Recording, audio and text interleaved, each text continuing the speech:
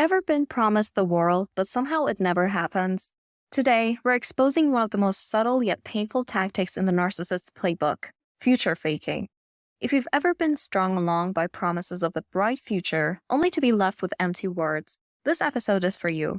You'll hear real conversations, broken down to show exactly how narcissists use future faking to keep you on the hook, until you're left with nothing but broken dreams. I've been thinking a lot about where we're headed.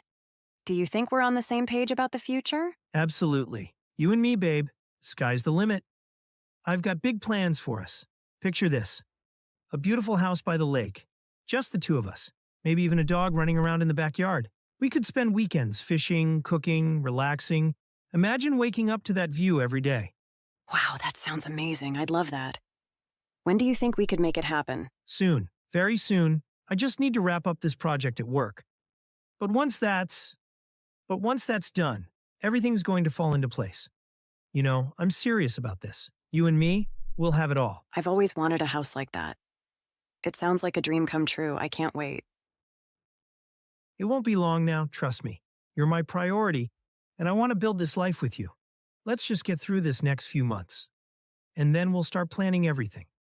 Jack is painting a perfect picture of a future he has no intention of creating. By describing it in such vivid detail, he pulls Emily deeper into emotional investment. The key to future faking is to give just enough hope to keep the partner engaged, even if there's no action to back it up. Emily's excitement blinds her to the fact that Jack has made no concrete promises, only vague words that keep her waiting. The genius of future faking is that it taps into your deepest desires: hope for a better future, the security of a lasting relationship, and the excitement of what could be. Narcissists know exactly how to dangle this perfect life in front of you, keeping you emotionally invested, while they do nothing to actually make it happen. Let's see what happens when the dream starts to crumble. Hey, remember how we talked about buying a house together?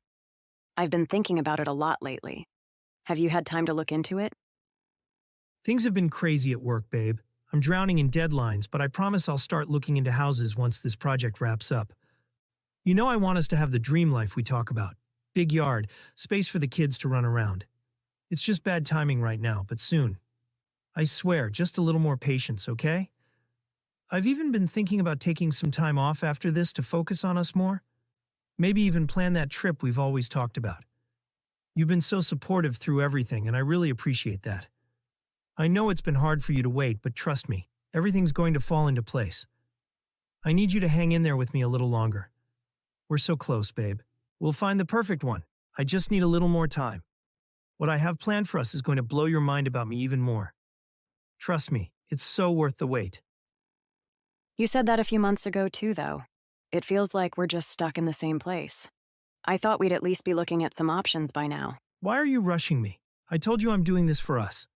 Do you think I'm just sitting around doing nothing? This project is important, and once it's done, everything will be smooth sailing. I'm not rushing, Jack. I just want to feel like we're moving forward.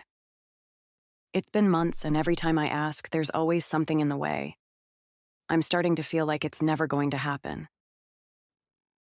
Jeez, you're so impatient. You act like I'm not doing anything, but I'm busting my butt to make our future happen. You keep pushing, and you'll make everything harder for us. Tell me, what are you doing exactly to make me feel better? I'm not trying to push. I just need some reassurance that we're still heading in the same direction. Here, we see the moving goalposts in action. Jack keeps shifting the timeline, deflecting responsibility by blaming external factors. He accuses Emily of being impatient, making her feel guilty for wanting progress. This tactic keeps her emotionally off balance, just enough to keep holding on to the hope that things will change. If you're finding these insights helpful, make sure to subscribe and hit the notification bell to stay updated on new videos like this. We're here to help you uncover toxic behaviors and protect your emotional health. Your support helps us keep delivering these valuable content. Jack, I don't understand. Every time I bring up our future, you push it off. I feel like we're stuck. Do you even want the same things I do? Wow, you really think that? After everything I've done for us, you're seriously questioning me? You know how hard I've been working? Everything I do is for us. And this is the thanks I get? I'm a bit disappointed, to be honest. You're supposed to provide emotional support and comfort to me and make me feel more like a man, if you know what I mean. I'm not saying you haven't been working hard. I just need to know where we're headed. I'm starting to feel like maybe we're not on the same page. I am doing my best to comfort you. I never say no to you, even if I'm not in the mood, if that's what you mean. Unbelievable. I'm giving my all here and you're questioning me. You're supposed to support me, Emily. I don't need this extra pressure right now. After everything I've done for us, you're seriously questioning me? Do you really think I had to work such long hours if you weren't with me? I'm giving up my own personal wishes just to make you happy, and you seem blind to it all, always pressuring me. God, I feel so alone and stressed out, and you're just making me feel worse. You're going to give me a heart attack if you continue treating me like this. I'm sorry. I didn't mean to make you feel worse. I would hate myself if you had a heart attack because of me. I love to make you feel better, not worse. I'm sorry. I don't know what to think anymore. It's hard not knowing where we're headed. Notice how Jack escalates the manipulation. He switches tactics from guilt to outright emotional blackmail. By claiming that his sacrifices are solely for Emily and exaggerating the toll it's taking on him, he shifts the responsibility onto her. Now, notice Emily's response. She's completely shifted from wanting clarity to being consumed with guilt, even to the point of apologizing. This is the classic emotional manipulation narcissists use, flipping the situation so that the victim feels responsible for their partner's well-being. Emily's concern for Jack's supposed health is overriding her own need for answers.